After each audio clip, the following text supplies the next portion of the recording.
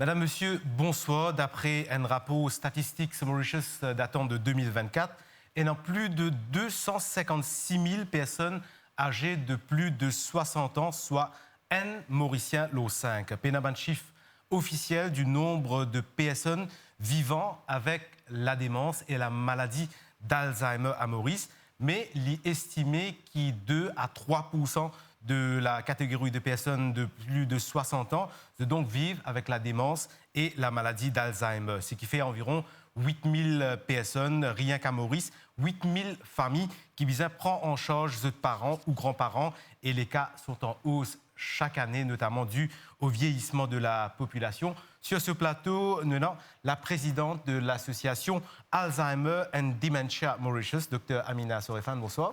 Bonsoir Kevin, bonsoir tout le monde. C'est un grand plaisir de recevoir vous sur ce plateau, ou donc dans l'association Alzheimer and Dementia Mauritius depuis 2010 et 5 ans depuis que vous êtes présidente. L'accompagnement d'une personne qui vit avec la démence et Alzheimer est très très important. Et c'est quoi l'importance de l'accompagnement justement pour ces personnes? Bien sûr, Kevin, cette maladie, la démence et l'Alzheimer, je te connais aujourd'hui, nous faisons guérison. Hein?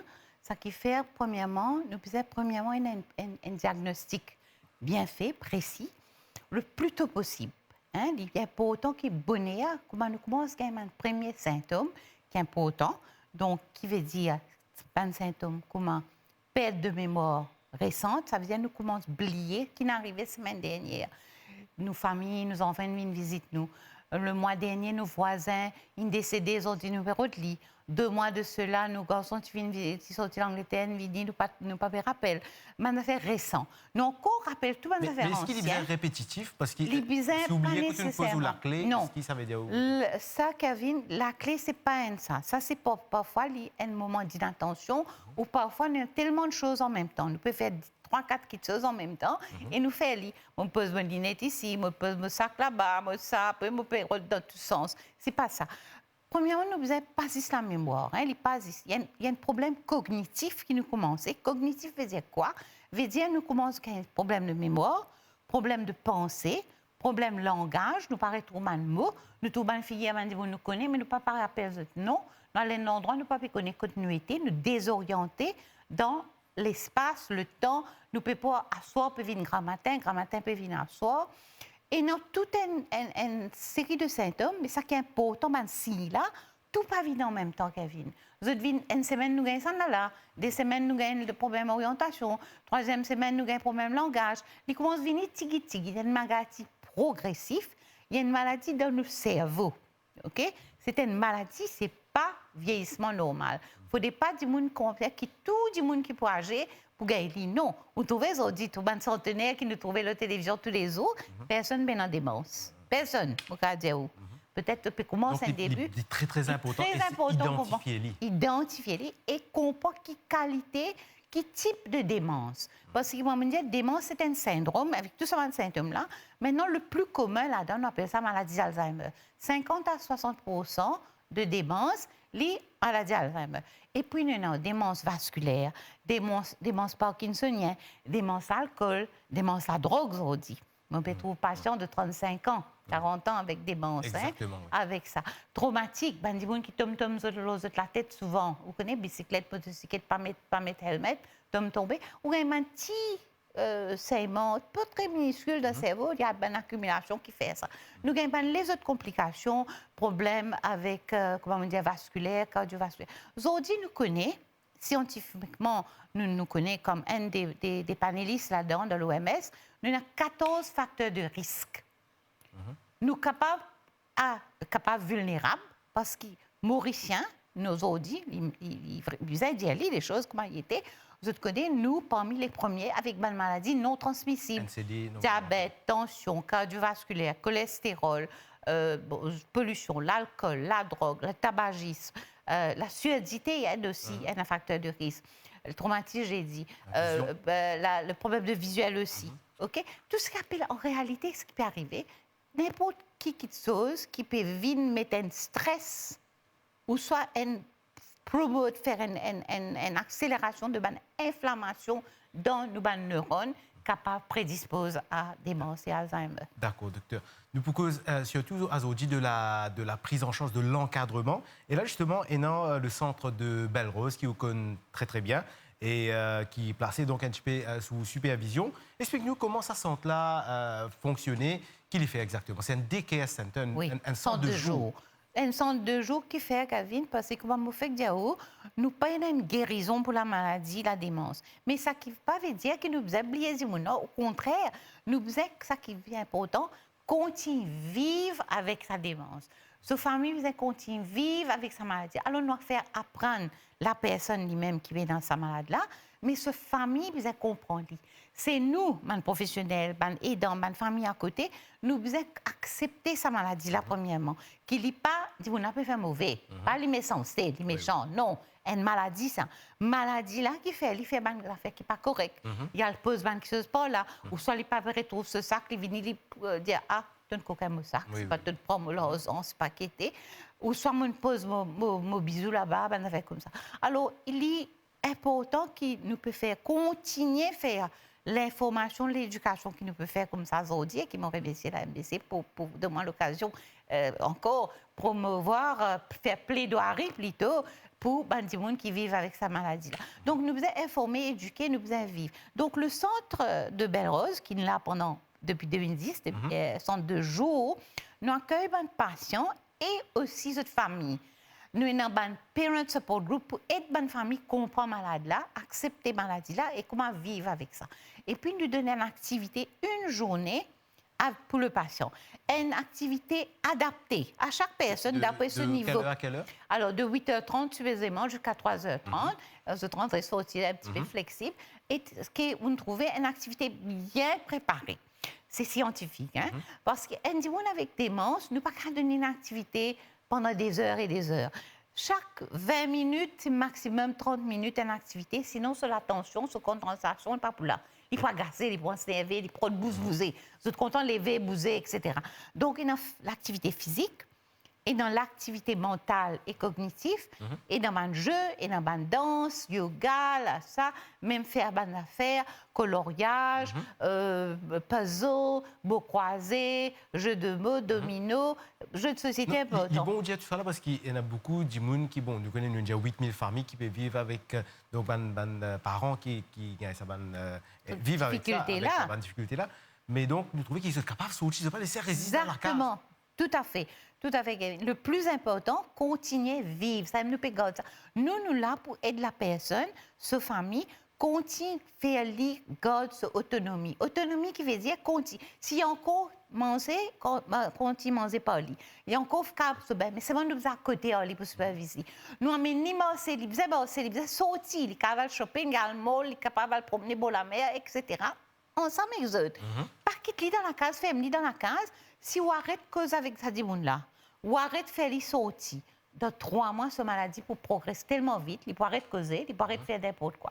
Donc, nous devons faire les continuer vivre pour nous aussi nous soulager comme famille. Effectivement, au fin de cause, quelque chose de très important, c'est là, la family support. Parce qu'il y a un burn-out pour ça, du monde qui occupe une personne qui vit avec Alzheimer et n'importe quelle forme de la démence. C'est pas évident du tout. Pas évident. Et nous, dit sur ce plateau, payer un carer pour une gaieté, coûte extrêmement cher. Donc la famille, souvent l'épouse ou même les enfants peuvent bien occuper le grand-parent et ils viennent stressants, donc il y a un donc tout ça. Comment tout ça, nous donnons. Alors, nous donnons un parent support group, nous faisons un groupe de soutien aux parents, donc nos psychologues, nos thérapeutes, tout bien et défini, nous avons un rendez-vous qui nous donne aux parents. Quand un parent a besoin d'aide, il téléphone, il vient, il prend conseil, le psychologue, il est capable de one-to-one, un psychologue qui est un psychologue psychothérapeute? Oui, un psychothérapeute, un psychologue, neuropsychologue, un orthophoniste, un physiothérapeute, nous avons la personne qui fait occupation, faire un peu comment attraper qui se fait. Donc, tout ça est important. Ça dit là, lui-même et son entourage, bien apprendre à revivre. Revivre la vie, non pas nous arrêter ça côté fataliste qui quand on a une maladie finie, ça trop tard pas qu'à faire non. Docteur Sorefan, ce qui vous peut dire là est très intéressant. Monsieur, il y a beaucoup de monde qui veut guetter. Nous avons une famille là-bas, mais malheureusement, le nombre de places est très limité. C'est très petit. Il y a combien de personnes qui périssent ici Kevin, il besoin d'y aller parce que, de moi, là, le next question, je connais qui peut être. Ils ont dit qu'il accueillir maximum seulement 15 personnes par jour. 5 jours de la semaine, c'est dans 75. Donc, Il différents n'est pas assez, oui, différentes personnes. Chaque jour, il y a différents groupes. Il n'est pas assez pour Maurice. C'était une affaire qui m'a fait la guerre pendant un peu les temps pour qui, dans sa coin, Maurice, si vous avez un centre de jour comme à nous, nous prêts pour faire. C'est pas jamais trop tard, comme on dit. Et justement, En collaboration avec.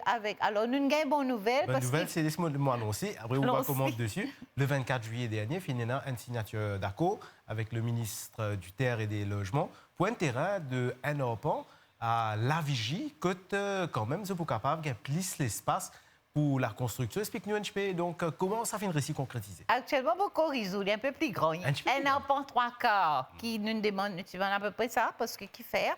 Premièrement, alors, le projet, il faut, naturellement, comment nous gagnons, nous signons, nous bien contents pour ça, parce que nous attendons ça depuis assez longtemps, 8 ans, mais nous gagnons. Aujourd'hui, il y a besoin, donc, du point joli, un grand centre de jour, avec toutes les activités, bonne consultation, vraiment tout bien fait, sous un même toit, différentes disciplines qui pour occuper tout le monde. Plus nous prenons un jardin, nous prenons un potager, nous prenons un circuit pour faire la marche. La marche est importante pour sa malade-là, et surtout la marche, là, on a la ligne droite. Qui fait, parce que nous cerveau, les désorganiser quand nous gagnons sa maladie des bons ça, mais quand nous marchons, nous allons droite là, comme nous fait 30 pas, nous retourner, nous refaire, nous revenir. Pendant 15 minutes, nous trouvons qu'il réamène nos cerveaux, il rééquilibre nos cerveaux. C'était scientifiquement prouvé. Donc, nous avons de l'espace. Donc, nous gagnons ça, nous remercions alors, naturellement le gouvernement, le ministre du Logement et tout, et surtout le ministère de la Santé, lui aussi, qui est très prenant parce qu'il connaît le besoin. Nous pouvons donner un service depuis 15 ans, qui payant.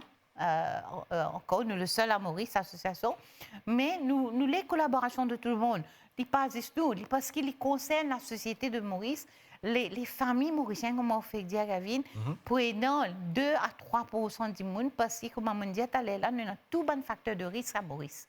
Nous avons tout le problème. Docteur Sorefan, donc, évidemment, qui travaille quelque part avec le gouvernement, est-ce qu'il est en contact avec le ministre de la Santé? Est-ce qu'il nous expecte une collaboration encore plus poussée? Mais moi, toujours travaillé avec le ministère. J'étais dans le ministère de la Santé avant comme gérontopsychiatre. Moi-même, je lance le Early Dementia Diagnosis Clinic, le premier à Cantos, Victoria, et nous avons fait une réplique. Mais c'est vrai, nous n'avons pas finalement assez de manpower, de manque de ressources humaines. Dans différents domaines, différentes spécialisations, comment vous pouvez dire.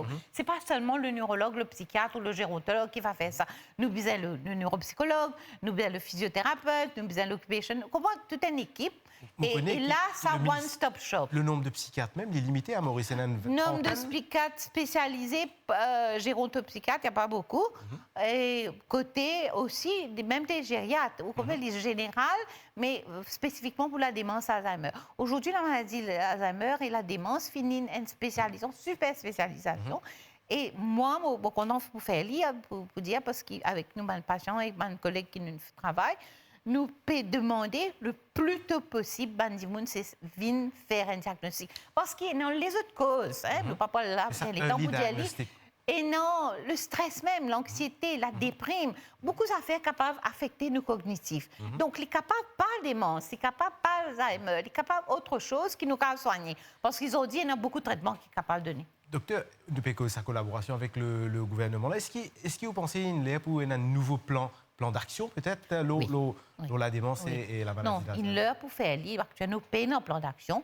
Et l'OMS finit devant nous, depuis 2017, tout le pays, member states, qui viennent avec un plan national.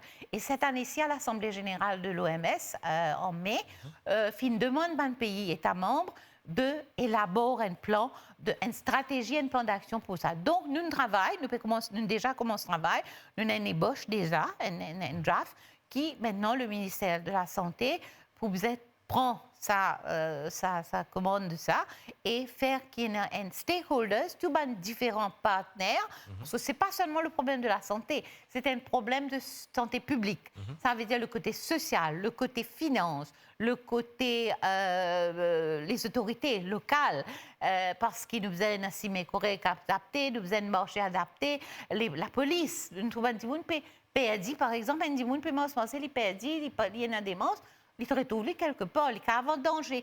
Donc les policiers doivent être avertis, ils doivent comprendre que c'est là, c'est une maladie. Oui, oui. Il pas peut C'est donc sauver. multi-stakeholders Qui tombent sous l'égide du ministère ou du gouvernement, du ministère, que nous préparons, on a déjà préparé les bouches et nous pouvons travailler ensemble et le ministre, M. Béchou, fin agréé à ça, fin de moi ça, qui nous commence bientôt. Et non, et m'espérer bientôt parce que le mois prochain, Kevin, c'est le mois d'Alzheimer. Le mois d'Alzheimer. C'est le et mois. l'ANBC, bien sûr, nous prenons l'occasion. Nous prenons les choses, là, nous parlons dans le détail, les symptômes, maladies, traitements, etc. Mais comment tu peux faire dire le côté intéressant, je lance ça parce que thème, ça en est là, tous les années, un thème. Ça en est là, le thème en anglais, c'est Ask About Dementia. En français, c'est comprendre, demander ou comprendre la maladie d'Alzheimer. Et en créole, on met à nous comprendre qui était maladie bliée. Comprend qui était maladie bliée, voilà. Donc c'est une maladie bliée. Maladie bliée. Exactement. Vous pas envie de stigmatisant parce qu'il m'a parlé. Existait quand même le stigma encore, hein? Oui, beaucoup. Mais il m'a parlé du monde conti parce qu'il m'a parlé du monde dit à tous les autres camarades, vous connaissez vous avez blié, vous avez maladie Alzheimer. Alzheimer c'est une maladie sérieuse. Il y a une maladie sérieuse, elle est progressive, elle est pénale guérison. Et elle n'est pas jolie pour dire à tout le monde que vous maladie Alzheimer. Alors, nous cause ça, nous venons avec le mot, nous préférons dire maladie bliée. Et pour connaître est-ce qu'il y a sa maladie qui est sérieuse là, ou besoin consulter bonheur, ou besoin d'un spécialiste qui fait le diagnostic, et puis ou besoin de l'accompagnement et ou besoin de compréhension de la famille.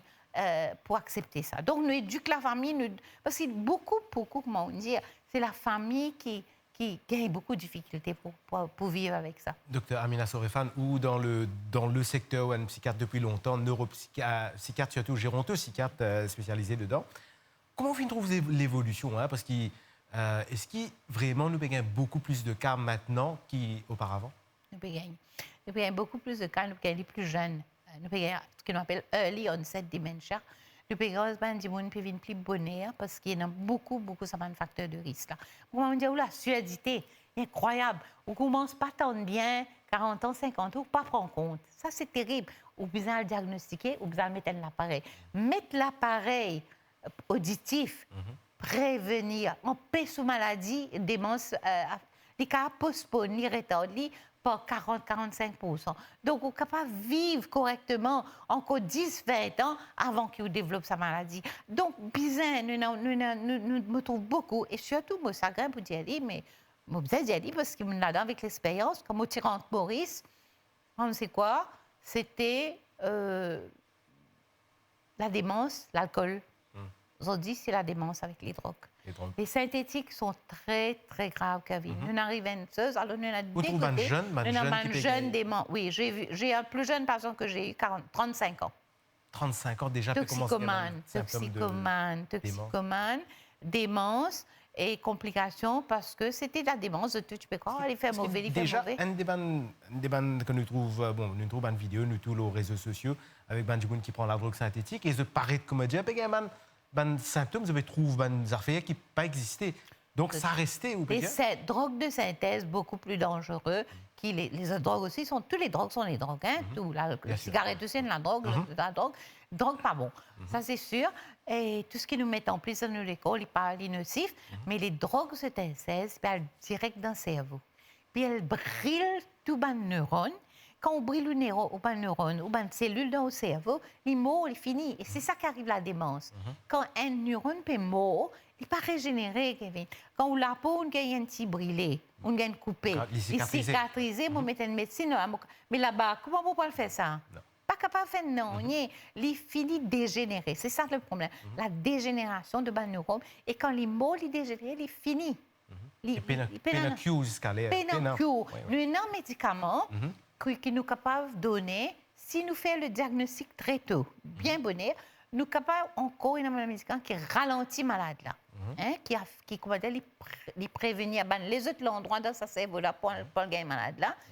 Donc, il est capable de faire continuer vivre avec la maladie là pour un peu plus les temps qu'il va venir plus grave. Parce que vous connaissez sa maladie, il y a 3 stages. Il commençait bien mal, bien tigui, après il vient un peu plus modéré, après il vient très sévère. En dernier, il affecte le cerveau là net. Quand là, on n'est plus capable de bouger, marcher, manger, avaler, non, on y respirer, tout un peu mort comme ça, naturellement. Mais ban médicament, ban médicament d'accompagnement, ralentit ralentit un peu la progression, mais c'est surtout le traitement psychosocial qui nous fait dans le centre. Dr. Sorefan, nous venons sur le projet qui est un exciting project for you, qui peut réussir concrétiser après 8 ans au PDA ou même. Tiens-nous vraiment comment on peut mener ce projet-là, qui est pour bizarre, pour que le projet vienne un succès, pour nous trouver la Vigie vienne un vrai centre de référence, pas juste pour Maurice, mais pour la région. Exactement. Nous avons envie qu'il y ait un centre pour la région, parce qu'il connaît aussi, moi, fièrement, moi, sur le bord international. Je représente un pays d'Afrique, non pas seulement Maurice, les associations de démence d'Alzheimer de l'Afrique. Je suis sur le board et nous siégeons à Londres, nos bureaux à Londres. Donc, moi, j'ai envie de faire ça un regional hub, comme on dit, un endroit que non pas seulement les points de centre de jour, les points de centre de recherche, les points de centre que nous prenons dans une stimulation cognitive, nous pouvons servir AI, nous pouvons servir nouvelles technologies virtuelles, nous pouvons amener des gens. Vous connaissez quand nous prenons des gens qui commencent à avoir une démence, qui ont un problème cognitif, nous faisons ce cerveau retourne dans le passé. Nous pas fait le passé, les reboost sa neurone-là, ce mémoire actuel relancé. Par exemple, l'équipement comme TMS, etc. En fait, TMS pas de nos bons résultats autant que ma stimulation cognitive. Ils dit, nous appelons ça plutôt, nous, avant nous avons maladie, là, tous les jours, nous tous, quand nous pouvons faire l'exercice physique, nous pouvons faire l'exercice cognitif, training cognitif. Ça, c'est important. Nous faisons des jeux, nous faisons des lire, nous faisons des mots, etc., des croisés. Comme si nous le cerveau actif. Nous dans le mental, et en même temps, nous faisons pas dans le stress, pas dans l'anxiety, pas dans la dépression. Dépression, c'est une cause aussi. Mais stimulation veut dire qu'il y a une partie du cerveau que nous faisons. Le côté parole, vous comprenez? Nous remontrer comment pour communiquer avec lui.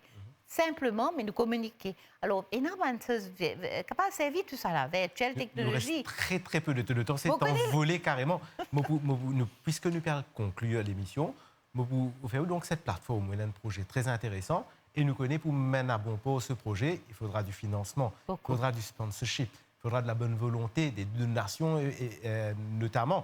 Tiens, peut-être adressez-vous à un partenaire pour montrer l'intérêt de ce projet. Pour me dire Kevin, nous pouvons besoin exactement l'aide de tout le monde. Oui, nous pouvons besoin de fonds. Nous pouvons besoin de faire une levée de fonds important. Nous pouvons demander un corporate, nous pouvons demander ce projet combien selon vous? Pas connu. Là, c'est là nous faisons le premier meeting avec l'architecte et cette semaine-ci, nous prenons un concept plan. Nous connaissons moi, mon parcours en bas 50 millions, peut-être plus même. Ça, c'est le bâtiment, peut-être avec toutes les amenités, avec les technologies, etc. Donc, ça va coûter beaucoup, mais c'est pour une bonne cause. C'est pour les Mauriciens, parce qu'ils m'ont pensé, moi, je me connais avec la pratique qu'ils m'ont trouvé tous les jours. Malheureusement, chaque famille mauricienne peut trouver besoin d'une aide, besoin d'une tape dans la porte, besoin d'une demander un soutien. Même si cette famille peut pas gagner, ils peuvent préparer à ça. Donc, nous prenons formation, nous prenons tout ce qui a encadrement, nous prenons activité, nous prenons recherche, nous prenons salle de conférence, nous prenons salle de formation pour les médecins, les infirmiers, les psychologues, etc. Mais comme je dis, pas seulement pour nous, pour la région. Donc, moi, je peux aller plus loin, je peux demander les fonds régional, international, tout le monde, diaspora. Les Mauriciens, on a plein d'amis, des parents, des amis de l'extérieur. Alors, et je sais, je connais Mauricien.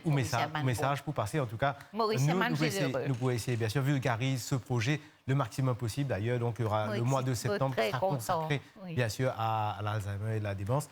Merci beaucoup, Dr. Amina Sorefan. Donc, comme on rappelle, qui est présidente de l'association Alzheimer and Dementia. Merci beaucoup pour votre présence sur ce plateau. J'espère que vous avez un message fin passé auprès de toutes les familles qui comme si qui est à côté d'un membre de la famille qui a ce problème-là. Dans quelques instants, ce sera le JT de 19h30. À très bientôt. Merci.